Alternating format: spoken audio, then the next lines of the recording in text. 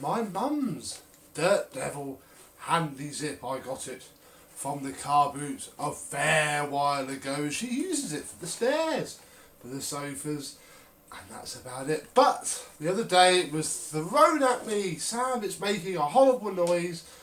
Can you have a look at it? Well, I'm sure we can.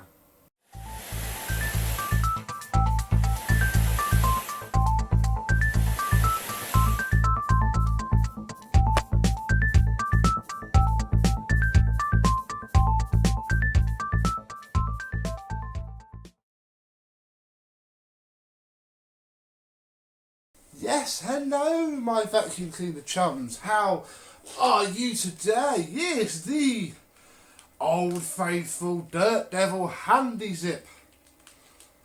Very popular. In fact, in the UK, this is probably the most popular Dirt Devil machine ever. It's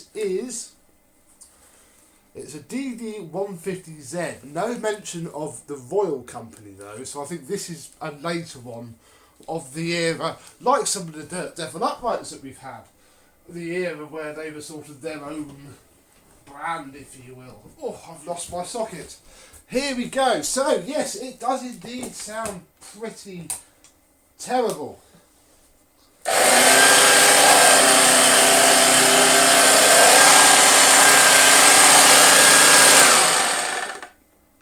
Something is very much not right with this thing at all. So, I guess we're going to try and fix it. I'm going to move the bag first, purely because it is ever so full.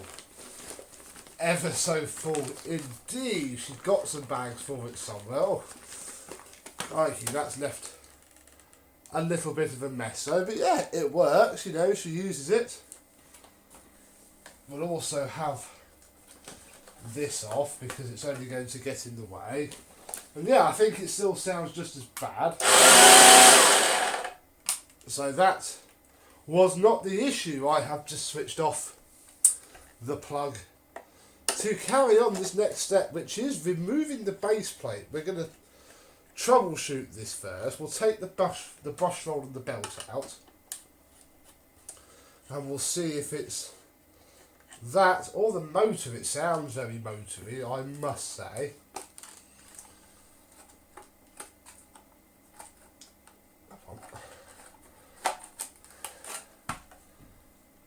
I don't think it's that. Let's just hoik it back on again.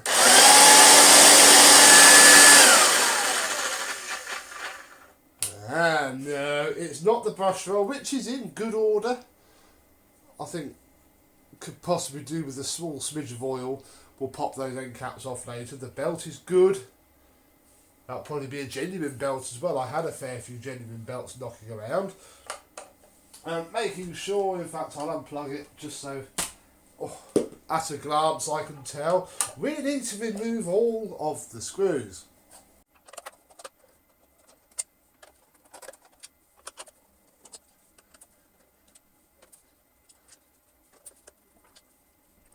And with those removed, the casing simply lifts apart like so.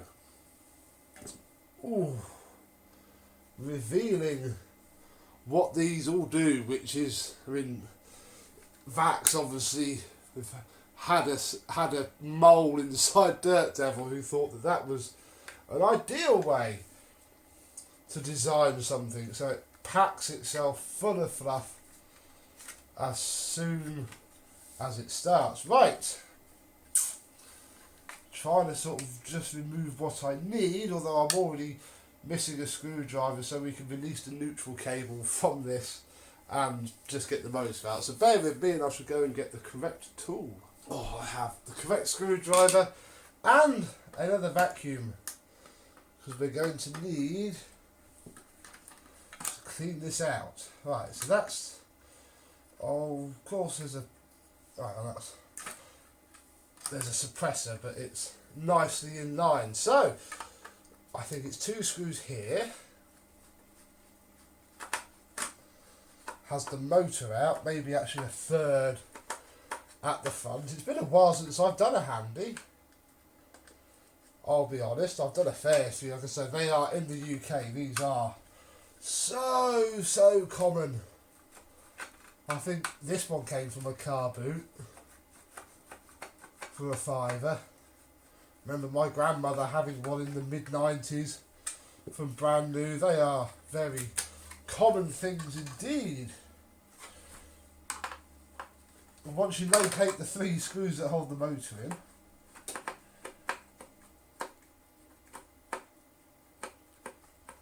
oh, this screwdriver's just too big.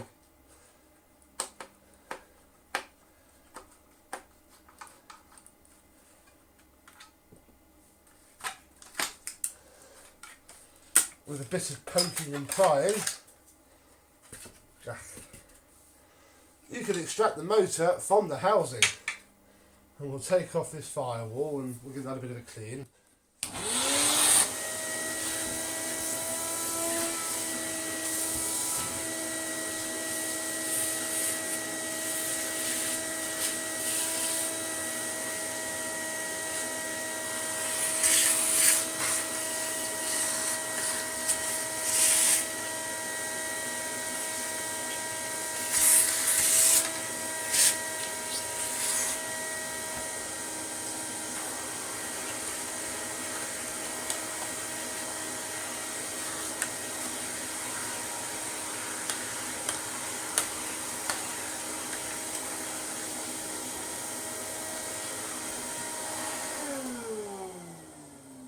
I think I can already tell what the problem was. I just sucked it up. I should have kept it really. A bit of plastic from inside of here. So I think that was the main issue.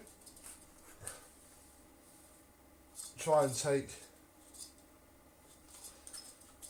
the fan off, because under here is all compacted with dirt as well. In fact, the whole thing is, but I don't think we need to take the whole thing apart. I think we should clean up what we can see.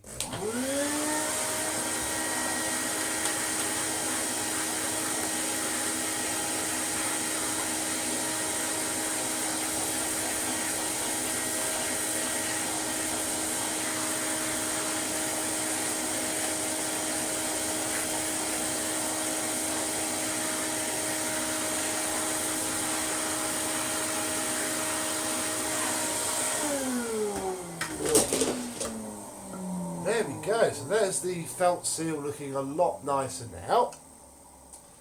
So I'll pop the fan back on, do the belt spindle back up, which is looking a bit worn but nothing too terrible.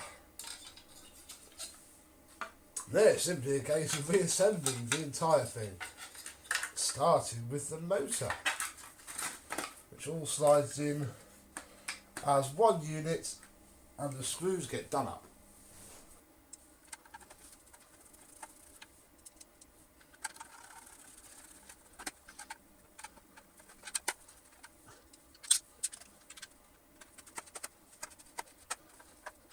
Then we can rewire it by just plugging in the live to the switch, screwing in the neutral back to this chocolate block, and pushing it all back into place.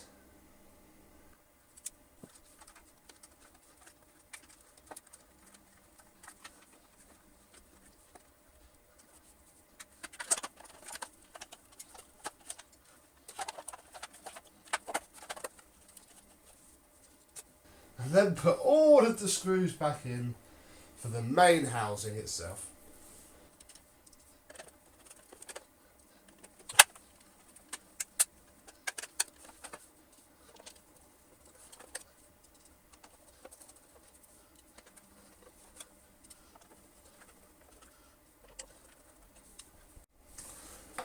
But has doing that helped? Have we actually fixed it?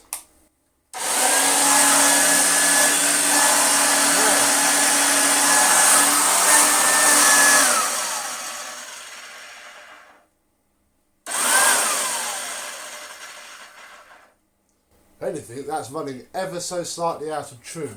So no, I do not believe we have fixed it. So the next step is to get it all back apart again And actually we do need to have a look at the motor, so I should do that now.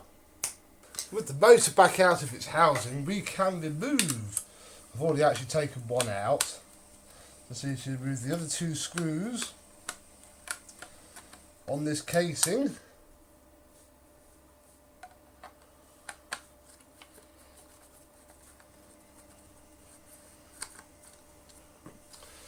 Peel back half that foam seal, and then the motor will come out once you pop the little clips off. There we go. Of a little plastic seal.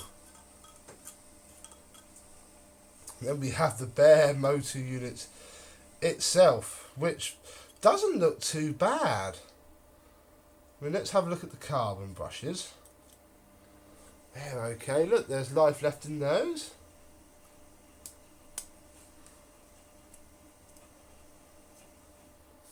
Life left in those as well. So it isn't the carbons. In fact, without the carbons in, it does spin okay. There's a little bearing up here though that I'm not quite sure how well that's doing.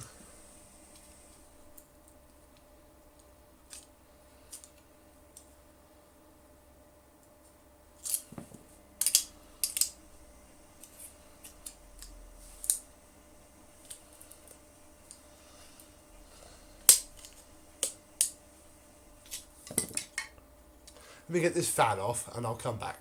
There we go, one fan off. It does just prise off, but I didn't want to take all day about working that out. Right, we'll take this end bracket off.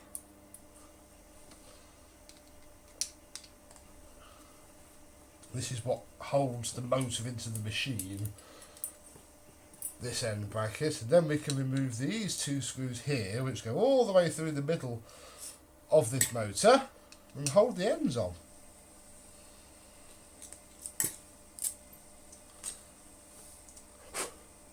So there is our first end bearing. It's just a brass bush really.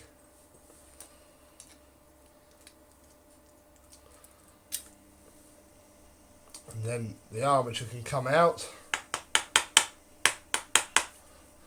as can this. Oh really? Come on.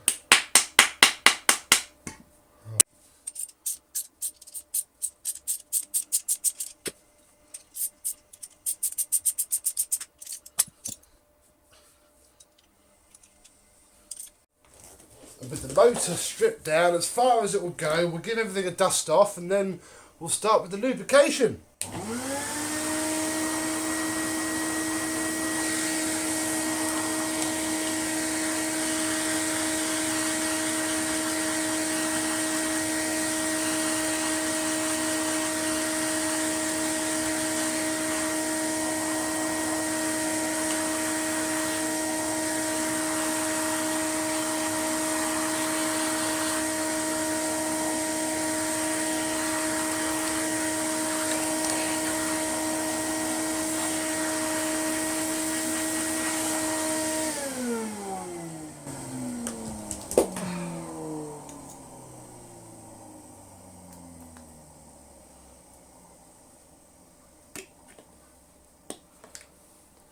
So stick a nice drop of oil into this ball bearing,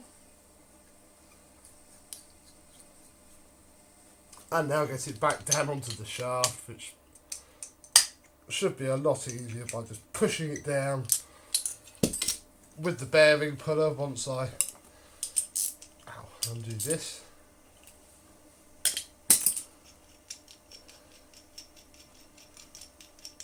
Was a bit pointless in moving this. I thought I'd be able to replace the actual bearing, but you can't.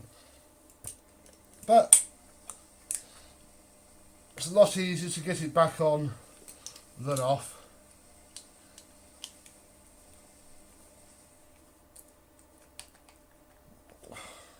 He says. There we go, and then with that done we can move on to the next bit, which is putting it back in the coil. So with the top bit pushed back through the coil, we can take some grease this time and stick a nice smear on the back on the back of the armature.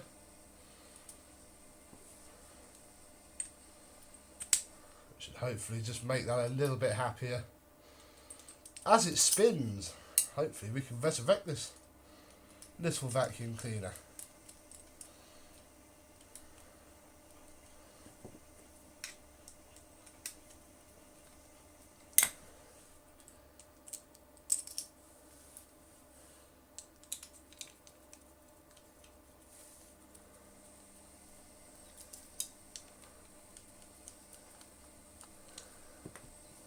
And I'll speed you up and we'll put this all back together and see if we made any improvement now.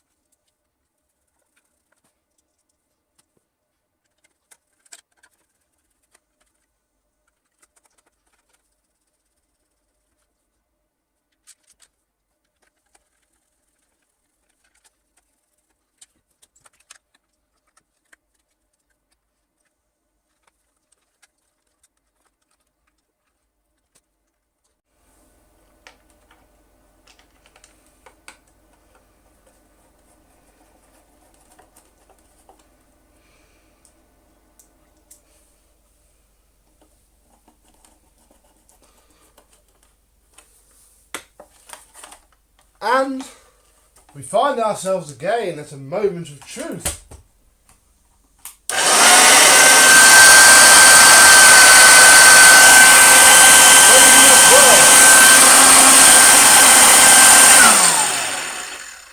If anything, that's it.